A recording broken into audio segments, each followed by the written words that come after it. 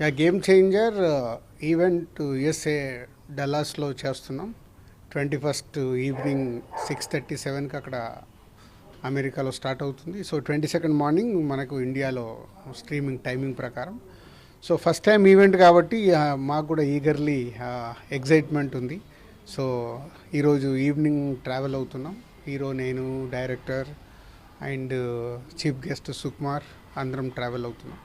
So అక్కడ వెళ్ళి ఈవెంట్ని సక్సెస్ఫుల్గా చేసి మీ అందరికీ అంటే ఒక వావ్ ఈవెంట్ లాగా చూపించాలనే ప్రయత్నంలో ఉన్నాం. సో ఈ ఈ సంక్రాంతి దిల్ సంక్రాంతి అని ఇండస్ట్రీ అంతా అంటూ ఉన్నారు. మీకు ఎలా అనిపిస్తుంది? యా, ఈ సంక్రాంతికి 3 సినిమాలు రిలీజ్ కాబోతున్నాయి.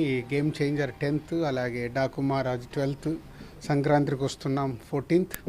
సో న్యాచురల్గా 3 సినిమాల్లో 2 సినిమాలు మా ప్రొడక్షన్ హౌస్ అయితే బాలకృష్ణ గారి సినిమా సితారా, అది కూడా మాదన్నట్టే.